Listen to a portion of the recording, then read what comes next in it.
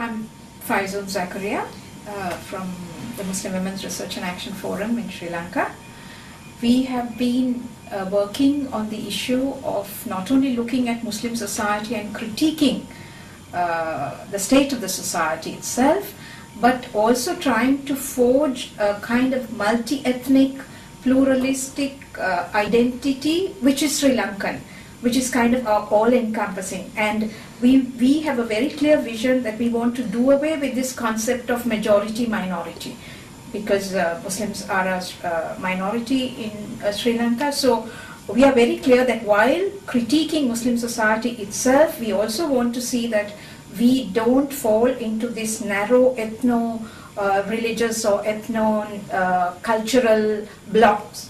So, I mean, that vision is very clear, and I think as an organization working with Muslims and with non-Muslims, we are the only women's organization that is taking on this, although we come from minority cultural backgrounds, if you may say.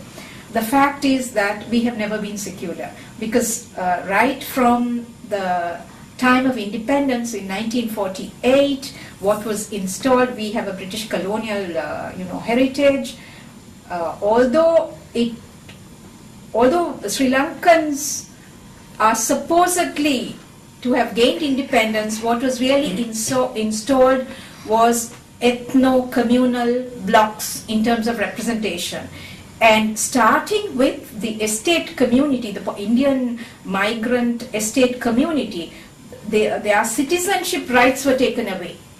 And at that time, it was some secular forces who fought for the rights of those groups, because for generations they had been working on the tea plantations and they were denied their citizenship rights right at the time of independence. But looking back over 60 years of so-called independence, I feel that we have not progressed anywhere, because even today, for 30 years of the 60 years of so-called independence, the country has been at war. And the huge ethnic conflict has its roots going back to state formation and what the concept of the statehood itself, how inclusive it was, whether it encompassed the aspirations of all the communities.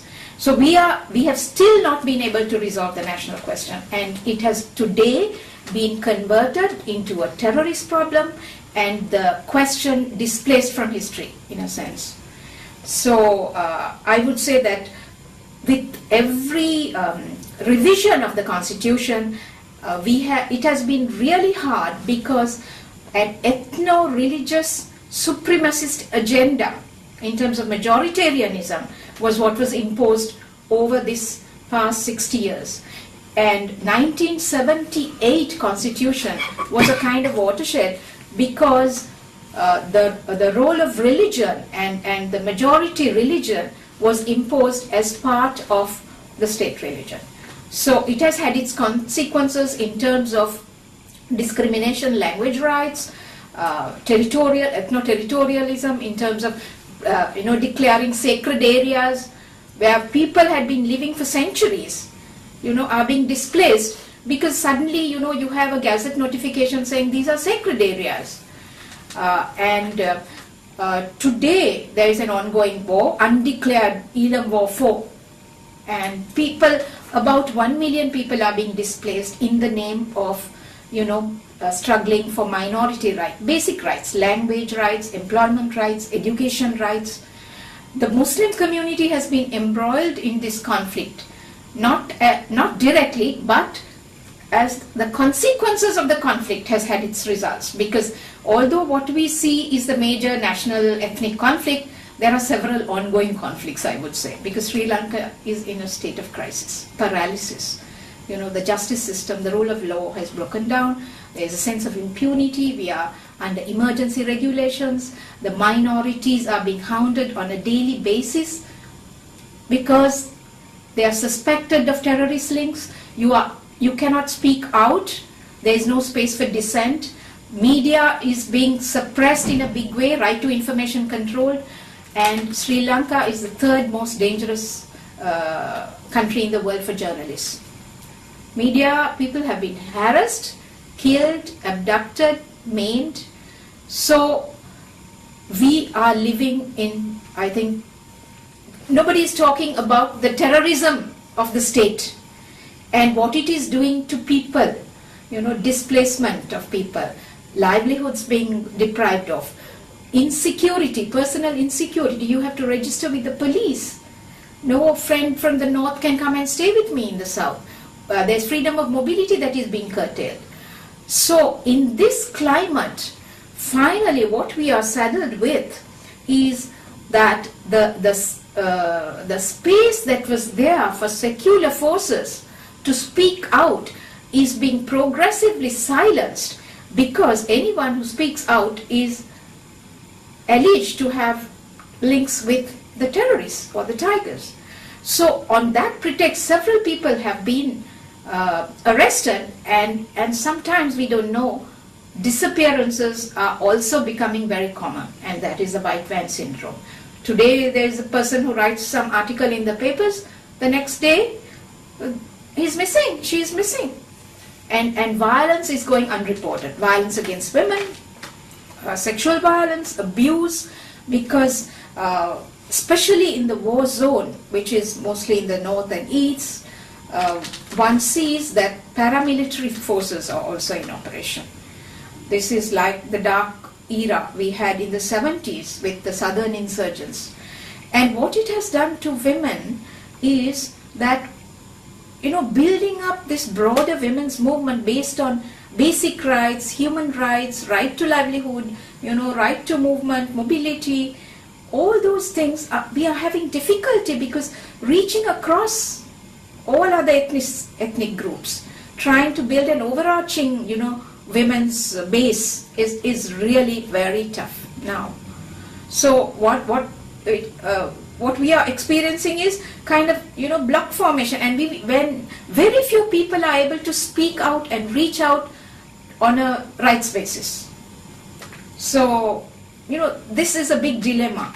The left forces that were active at one time have now been co-opted into this government grand plan, and they are sitting with the government. So they want to keep their power blocks intact, and they are going with this agenda of the government.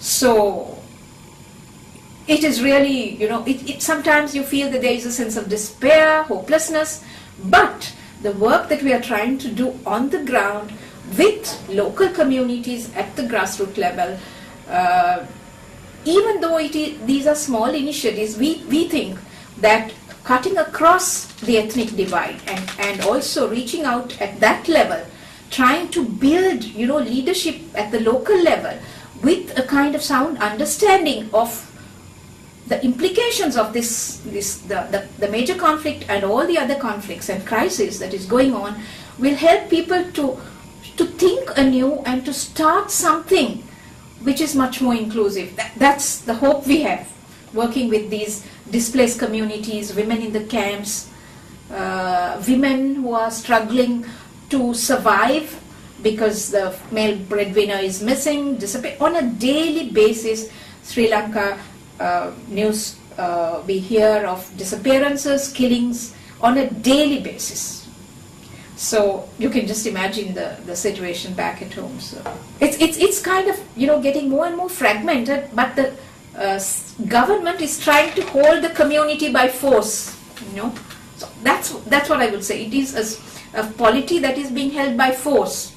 I mean, that's what I would like to. So there are a lot of challenges to peace building itself, and how much hope. Even if the government feels that militaristically it can win the war, the national question has become intractable. So unless we come with a viable political solution that recognizes the rights of communities, of all communities, as part of being citizens of this country, citizenship will have no meaning. Because we come from minority contexts, and we feel, how minorities have been treated over the last several years. Although we want to be citizens in the real political sense, we cannot.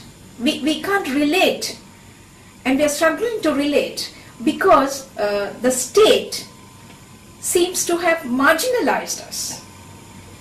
But we think that we want to be citizens, in a different political environment, which has to be recreated. So that may be a dream.